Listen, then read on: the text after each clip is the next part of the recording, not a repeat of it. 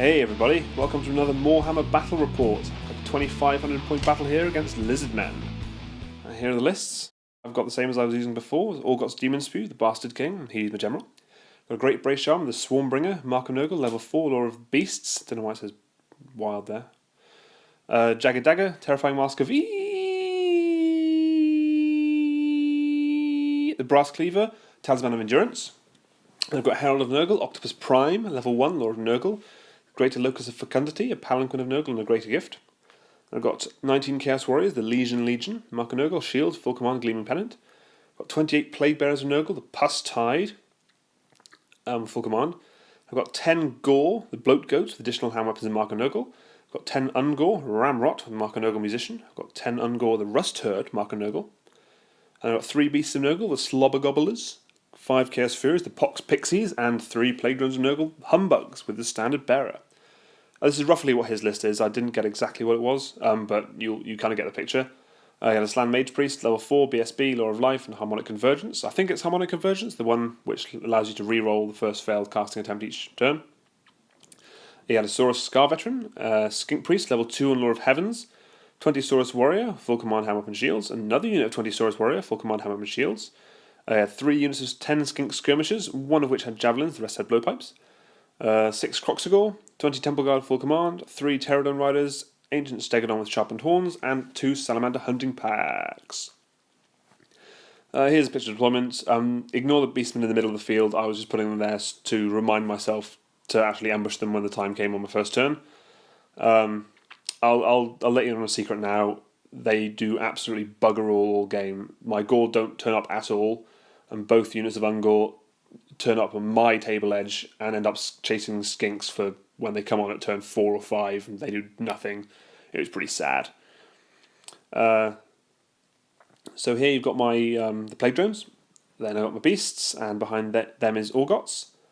Then you've got my Warriors to his left, and then the other side of the house, the Plague Bearers with the Herald, and to their left is the Furies.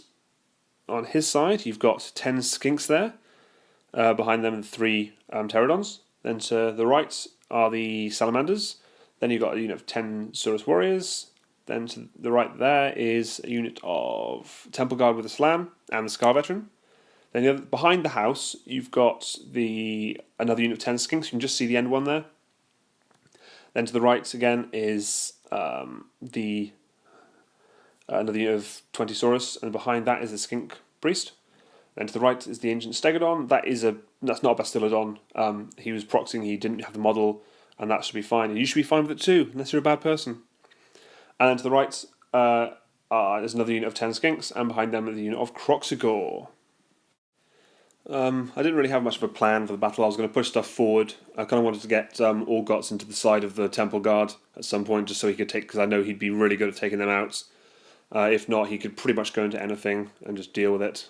He didn't have a particularly hard counter for it. As long as I could avoid mass skink shots and magic, I think I'd be fine. But then he had Law of Life and Heavens. He didn't have hugely offensive magic, so that should have been fine. This is a picture of after both of our first turns. I shuffled everything up, didn't really do much else. His turn, he flew the Pterodons over the Furies and dropped rocks on them, which did 2 wounds, and that's fine. And his Ancient Stegodon slammed into my Beasts of Nurgle, which I was a bit nervous about. I thought I could deal with it okay. At the time, I didn't realise I had sharpened horns. But, that's a whole other story. This is a close picture of the Stegodon going in. When it came to combat, it was actually fine. He rolled really rubbish on his impact hits, so he didn't do any wounds with that. Didn't do any wounds with the normal attacks, and I did none back, so there's absolutely nothing happened. But he charged, so he wins by 1. I took a wound, but that's fine.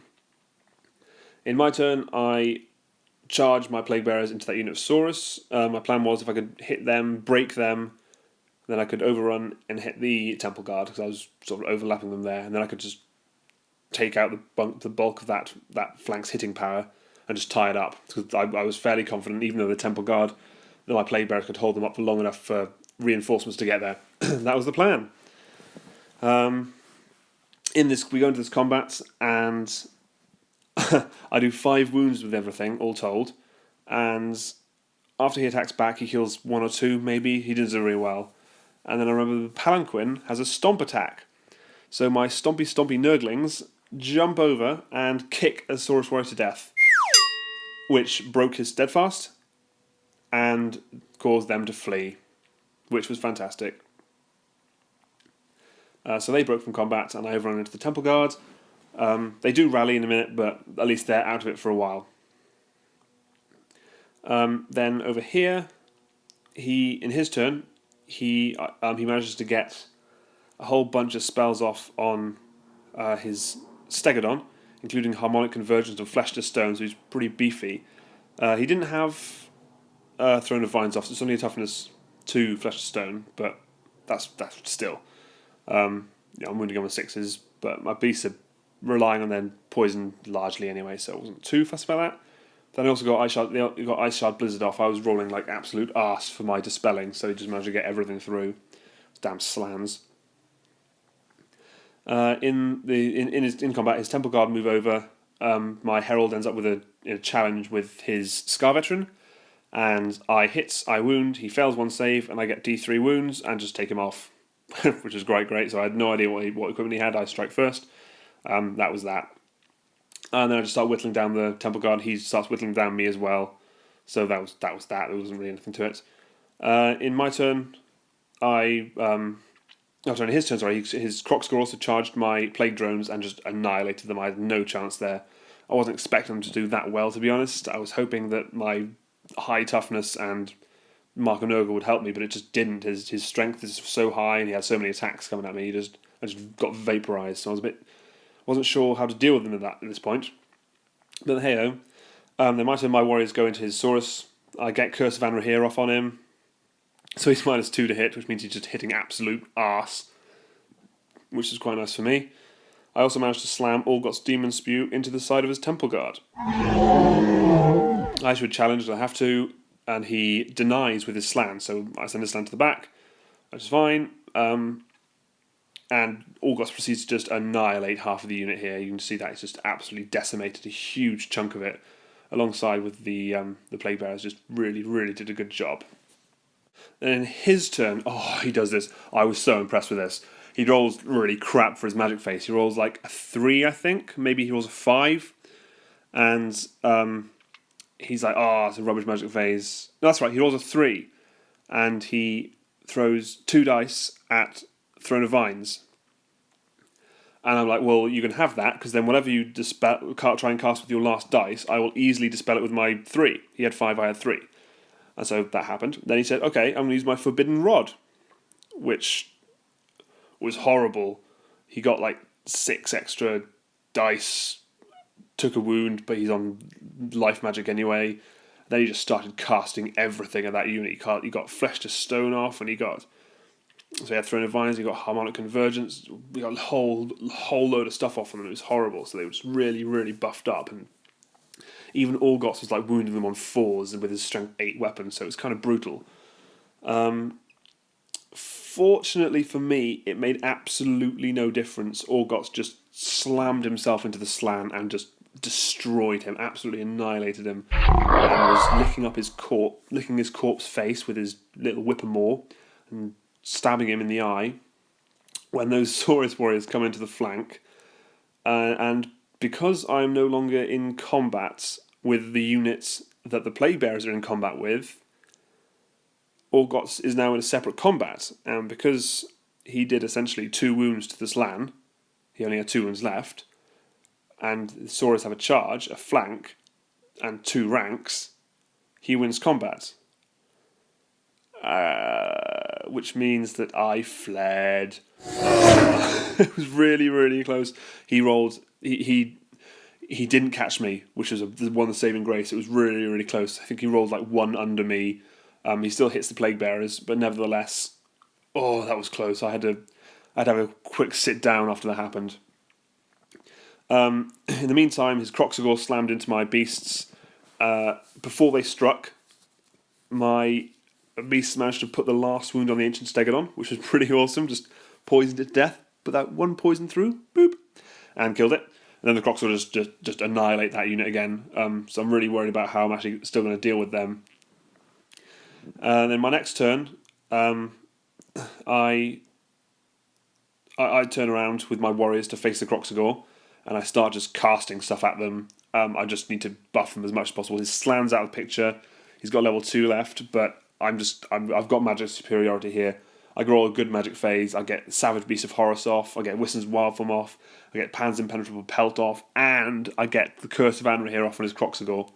So his Croxagore is now like absolutely going to get murdered. And in the combat phase, I wipe out the remaining Temple Guard and kill a couple of Saurus warriors, and they flee. Again, I don't catch them, so this is the second time the same unit's fled from the same unit of Plague Bearers. Bloody cowardly, cold-blooded things. But I'll let you know, the game ends before they rally, so that's fine. Then over here, the Croxagore pile into my warriors. He gets Ice Shard Blizzard off, which is fine. Not too worried about that. I attack. I do 6 or 7 wounds. He does maybe 1 back. He doesn't do very well. He loses by a whole bunch, and he breaks and gets run down. Yeah!